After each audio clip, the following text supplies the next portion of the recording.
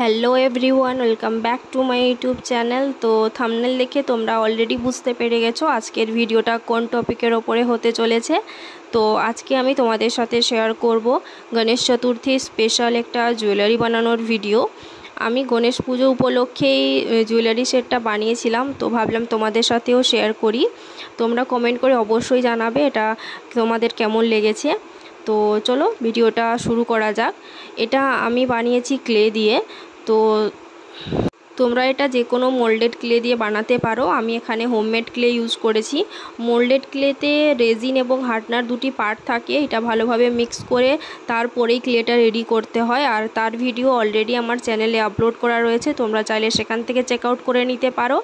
তো এই দেখছো আমি কিন্তু ক্লেটা এখানে ভালোভাবে একটা রোলারের সাহায্যে রোল করে নিয়েছি। এর জন্য তোমরা দেখছো আমি কিন্তু নিচে একটা প্লাস্টিক সিড রেখেছি। তোমাদেরকেও আমি সাজেস্ট করব তোমরা যে জিনিসগুলো ইউজ করো না সেইগুলোর উপরেই কিন্তু ক্লেটা রেখে কাজটা করবে, কারণ ক্লের কিছু অংশ এটাতে লেগে গিয়ে নষ্ট হয়ে যাবে, তো পরে তোমরা ওটাকে আর ইউজ করতে পারবে না। তো এটা মাথায় রাখবে। এরপরে দেখছো আমি একটা প্লাস্টিকের ঢাকনা দিয়ে এটাকে একটা রাউন্ড শেপে কাট করে নিয়েছি। এরপরে সাইডগুলোকে আমি একটু সার্ভ করার জন্য একটু টেলকাম পাউডারের সাহায্যে ফিঙ্গার দিয়ে এভাবে একটু ফিনিশিং করে নিচ্ছি। এরপরে সাইড থেকে তাও একটু বেরিয়ে এসেছিলো, তো আমি নাইফের সাহায্যে এটাকে আরও একটু ফিনিশিং দেওয়ার চেষ্টা করেছি। এরপর আমি ক্লের কিছুটা পার্ট নিয়ে এটাকে রাউন্ড করে এটাকে কিন্তু গণেশের যে মাথার শেপ হয় তো সেটা দেওয়ার চেষ্টা করব। পুরো জুয়েলারিটার মধ্যে যেহেতু এটা হচ্ছে কি একটা মেন পার্ট, তো এইটা বানাতে কিন্তু অনেকটাই টাইম লেগেছিল, কারণ যেহেতু আমি এটা ফার্স্ট টাইম এরকম কিছু করছি, তো আমার ক্ষেত্রে তো আরও বেশি টাইম লেগেছিল। তো পুরোটা কিন্তু তোমাদের সাথে শেয়ার করা আমার পক্ষে সম্ভব নয়, কারণ শেয়ার করতে গেলে ভিডিওটা অনেকটাই লেন্দি হয়ে যাবে। তো আমি যতটা পেরেছি তোমাদের সাথে শেয়ার করেছি, যাতে তোমরা জিনিসটা বুঝতে পারো কিছুটা আইডিয়া করে। এক্ষেত্রে কিন্তু ক্লেটাকে হ্যান্ডেল করারও একটা ব্যাপার থাকে। তো তোমাদের আমি সাজেস্ট করব তোমরা ক্লেটা যখন রেডি করবে কিছুক্ষণ একটু রেখে দেবে, যাতে ওর স্টিকিনেসটা কেটে যায় এবং একটু হার্ড হয়ে যায়। না হলে কিন্তু এটা অনেকটাই টাইম টেকিং হবে এবং এতটা ফিনিশিং আসবে না। যেহেতু আমি এই জুয়েলারির বেসটা অনেক আগেই রেডি করে নিয়েছিলাম, তো এইটা কিন্তু আমি যখন এই গণেশ ঠাকুরের যে ফেসটা রয়েছে এইটা যখনকে রেডি করি তখন এইটা অনেকটাই ড্রাই হয়ে গেছিলো, তো আমি একটু গ্লুয়ের সাহায্যে এটাকে অ্যাটাচ করেছি। এরপর দেখছো আমি ফিঙ্গারের সাহায্যে দুই সাইড থেকে চেপে দুই সাইড থেকে সার্ভ করে নিয়েছি। এরপরে কানের যে পোর্শনগুলো রয়েছে ওইগুলো বানাবো। তো এর জন্য একটু স্মল সাইজের ক্লেকে আমি নিয়েছি, তারপরে প্রথমে রাউন্ড শেপ দিয়েছি, তারপরে এইভাবে দেখছো হাতের সাহায্যে কিন্তু চেপে চেপে আমি অনেকটাই পাতলা করেছি। এর একটা সাইড কিন্তু লম্বাভাবে রেখেছি আর একটা সাইডে রাউন্ড শেপ দিয়েছি। যে সাইডটা আমি লম্বাভাবে রেখেছি ওই সাইডটা গ্লুয়ের সাহায্যে ওই ফেসটার সাথে আমি অ্যাটাচ করে নেব। এটা বানানোর সময় কিন্তু তোমরা বেশি পাতলা করবে না, থিকনেসটা মোটামুটি যে ফেসটা বানানো হয়েছে তার থেকে একটু কম হবে। যখন পুরোটা আমার কমপ্লিট হয়ে যাবে তখন কিন্তু এটাকে ভালোভাবে ড্রাই করতে দেব। ক্লে জুয়েলারি বানানো কিন্তু অনেকটাই টাইম টেকিং হয়, আর তার সাথে কিন্তু প্রচুর পরিমাণে ধৈর্যর প্রয়োজন হয়, কারণ ফার্স্টে এটা বানানোর পরে একটু ড্রাই হতে দিতে হয়, তারপরে আবার বেস কোট করতে হয়, ওটা ড্রাই হওয়ার পরে আবার কালার করতে হয়, আর লাস্টে তো ভার্নিশ রয়েছেই। আর এটাতে কিন্তু পিছনের দিকে ক্লে দিয়ে আমি একটা হুক বানাবো, শেষে আমি ডরিটা পাস করতে পারি।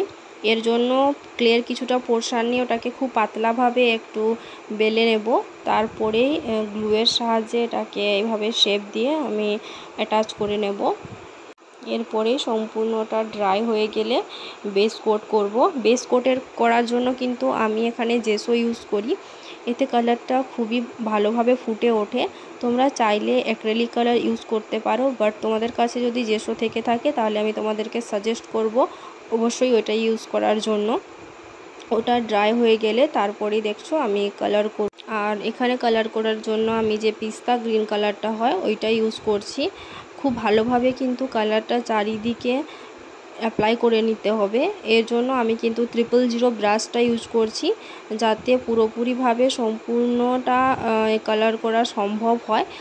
এর থেকে বড় সাইজের ব্রাশ ইউজ করলে কিন্তু ফিনিশিংটা এতটা ভালো আসে না, চারিদিকে কালার লেগে যায়। এরপরে আমি মাঝের পোর্শনটাতে কিন্তু লেমন ইয়েলো যে কালারটা রয়েছে তা সেই কালারটা ইউজ করে নেব। জুয়েলারি সেট বানানোর ক্ষেত্রে আমি যে কালারগুলো ইউজ করি, ফেভিক্রিলের যে অ্যাক্রিলিক কালার রয়েছে ওগুলো ইউজ করে থাকি। তোমরা চাইলে ক্যামেলের কালারও ইউজ করতে পারো। কালার করার সময় যদি তোমাদের মনে হয় কিছু কালার অনেকটাই থিকনেসের রয়েছে, তো তোমরা কিন্তু এর থিকনেসটা কমানোর জন্য একটু হালকা ওয়াটারও ইউজ করতে পারো। যেমন এই কালারটা ইউজ করার ক্ষেত্রে আমি কিন্তু একটু সামান্য ওয়াটার ইউজ করেছি, তা না হলে ব্রাশের সাহায্যে লেগে যাচ্ছিলো এবং ব্রাশটা ভালোভাবে চলছিল না। তোমাদের ক্ষেত্রেও যদি এরকম হয় তোমরা কিন্তু অবশ্যই ওয়াটার একটু ইউজ করে তারপরে কালারগুলো করবে। আর এই যে দেখছো বিটসগুলো, এই বিটসগুলো আমি ক্লে দিয়ে বানিয়েছি। তোমরা যদি তার ভিডিও দেখতে চাও অবশ্যই আমাকে কমেন্ট করে জানাও, আমি তোমাদের সাথে শেয়ার করে দেব। আর এইগুলোতেও আমি কালার করে নেব একে একে।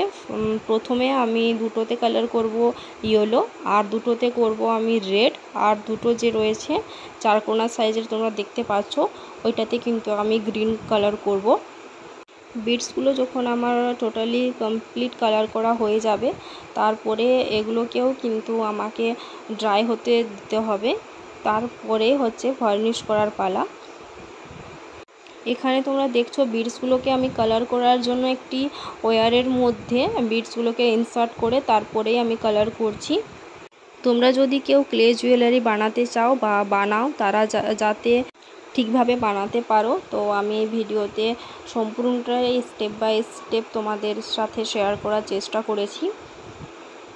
আর তোমরা যদি কেউ এই জুয়েলারিগুলো পারচেস করতে চাও তাহলে আমার ইনস্টাগ্রামে আমাকে ডিএম অবশ্যই করবে। এছাড়াও কিন্তু তোমরা নিজেদের পছন্দ মতো কোনো ডিজাইন কাস্টমাইজ করিয়েও জুয়েলারি বানাতে পারো।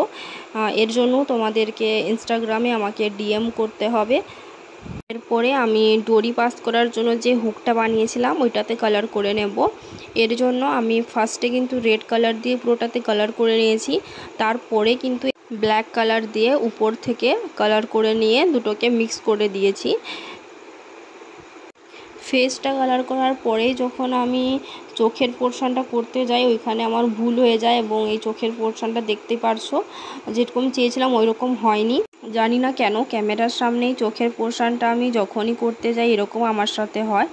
তো আমি দেখছো অফলাইনে কিন্তু এই চোখের পোর্শনটা করে নিয়েছি। এরপরে এই ফেসটাকে একটু রিয়েলিস্টিক লুক দেওয়ার চেষ্টা করেছি, তো একটু ডেকোরেশন করেছি। তো তোমরা তোমাদের পছন্দ মতো ডেকোরেশন করবে। ক্লে দিয়ে জুয়েলারি বানানোর ক্ষেত্রে আমি যখন এই জুয়েলারি বেসটার উপরে সব কিছু ডিজাইন এবং কালার করা কমপ্লিট হয়ে যায়, শেষে কিন্তু এর পিছনের দিকটাতেও কিন্তু আমি কালার করে নিই। এতে বেসটাও সুন্দর লাগে এবং ফিনিশিংটা খুবই ভালো আসে। এরপর তোমরা দেখছো একে একে সব বিটসগুলোকে আমি ইনসার্ট করে নিচ্ছি। ডরিটার একদিকে যখন বিটসগুলো ইনসার্ট করা হয়ে যাবে তখন মাঝে একটা নট লাগিয়ে ওপরের দিকে ডরিটাতেও সেম প্রসেসে বিটসগুলো ইনসার্ট করে নিয়েছি। দুদিকে ডরিটা কমপ্লিট হয়ে যাওয়ার পরে এইটা হচ্ছে এর ফাইনাল লুক। এবং এরকম নতুন ধরনের জুয়েলারির কালেকশন দেখার জন্য অবশ্যই চ্যানেলটাকে সাবস্ক্রাইব করে দিও এবং পাশে থাকা বেল আইকনটাতে প্রেস করতে ভুলবে না। দেখা হচ্ছে আবার নেক্সট ভিডিওতে।